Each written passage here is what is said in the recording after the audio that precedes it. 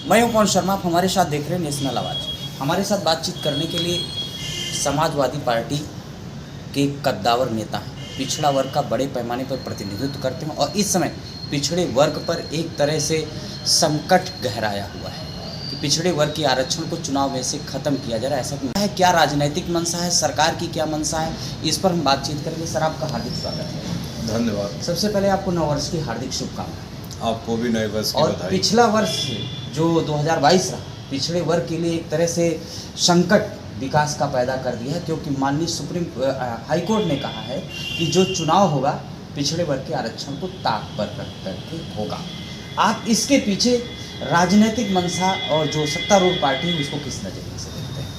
देखिए, न्यायालय में जो है पक्षकार जो पक्ष रखते हैं उसके आधार पर फैसला होता है। भारतीय जनता पार्टी की नीयत में खोट है और भारतीय जनता पार्टी की सरकार ने सही तरह से पैरवी कोर्ट में नहीं किया, जिसके कारण कोर्ट को ऐसा फैसला लेना पड़ा। तो दोषी तो भारतीय जनता पार्टी की सरकार है। जब सुप्रीम कोर्ट का निर्देश था कि ट्रिपल टेस्ट करा करके और पिछड़े वर्गों का आरक्षण सुनिश्चित करें, उसके बाद चुनाव कराएं, तो सरकार ने क्यों नहीं कराया टेस्ट?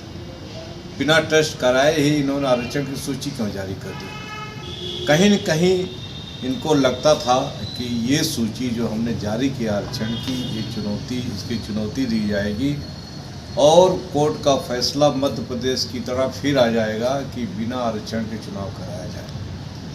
ये तो जब पिछड़े वर्गों का दबाव बना तो बीजेपी सरकार ने जल्दी में आनन फानन में आयोग गठित किया और सुप्रीम कोर्ट में समय मांगने के लिए गई है कि हमें पिछड़े वर्गों का आरक्षण सुनिश्चित करने के लिए समय दिया जाए।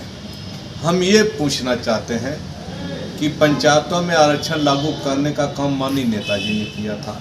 27% पिछड़े वर्गों को नगर निकाय से लेकर के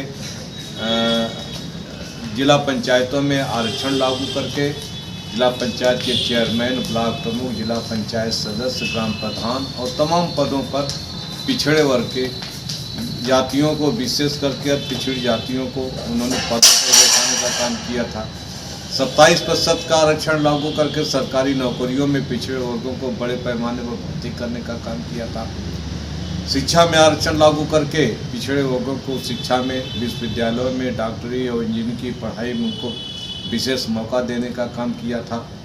तो नेताजी ने तो न कोई कहीं पर परमिशन मांगी और न तो कहीं वो किया। जिन्हें करना होता है पिछड़े वर्गों के लिए वो तो कर देते हैं। भारतीय जो नहीं करना चाहते वही इधर उधर प्रचार करते हैं और भारतीय जनता पार्टी प्रचार इसलिए कर रही है कि ताकि पिछड़े वर्गों को ये गुमराह हो जाएं कि बीजेपी उनके आरक्षण को चाहती है, जबकि ठीक विपरीत है। भारतीय जनता पार्टी पिछड़े वर्गों का आरक्षण एक एक करके खत्म कर रही है। क्या भारतीय जनता पार्टी ये दोहरी चाल चल रही है कि जिस तरह से सरकार हाई कोर्ट का फैसला है कि बिना आरक्षण के चुनाव कराया जाए, सरकार जो है चली जाती कि मैं जो है उसको सुप्रीम कोर्ट में चैलेंज करेंगे, तो क्या दोधारी तलवार सत्तारूढ़ पार्टी खेल रही पिछड़े वर्ग के साथ? बिल्कुल, ये बीजेपी सरकार दोहरी चाल चल रही है। एक तरफ तो आरक्षण को ख़त्म करना चाहती है, दूसरी तरफ पिछड़े वर्गों को दिखाना चाहते हैं कि वही आरक्षण के हितैषी हैं, जबकि लगातार सरकारी नौकरियों से लेकर के शिक्षा से लेकर के तमाम पदों पर बीजेपी ने क्रमवार अब ओबीसी के आरक्षण को ख़त्म कर दिया।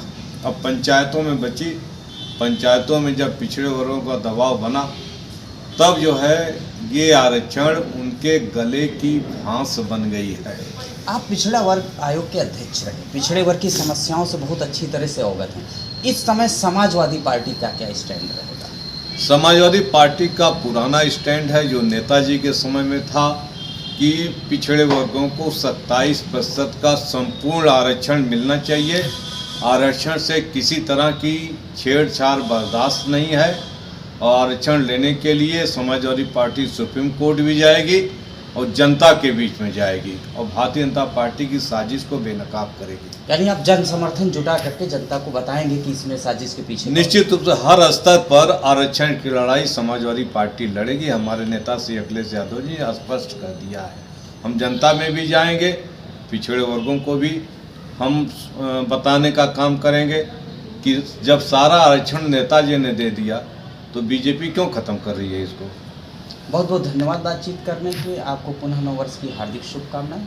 धन्यवाद। दोस्तों, बातचीत कर रहे थे हमारे साथ पिछड़े वर्ग के कद्दावर नेता, पूर्व मंत्री, पूर्व एमएलसी और पिछड़ा वर्ग आयोग के अध्यक्ष, समाजवादी पार्टी के वरिष्ठ कार्यकर्ता नेता माननीय रामाश्री विश्वकर्मा जी। उन्होंने ढेर सारी बातचीत की। उन्होंने ये भी कहा कि समाजवादी पार्टी पिछड़े वर्ग के हक और अधिकार के लिए सरकार के पीछे यानी उसकी हर साजिश को बेनकाब करने के लिए जाएगी। सरकार इस समय उत्तर प्रदेश की सरकार सुप्रीम कोर्ट जा चुकी है और समाजवादी पार्टी भी सुप्रीम कोर्ट का दरवाज़ा और अपनी बात कहने के लिए, अपना पक्ष रखने के लिए वहाँ जाएगी। दोस्तों, इसी के साथ नमस्कार, मैं हूं पवन शर्मा, लखनऊ। हमारे साथ देखते रहिए नेशनल आवाज़।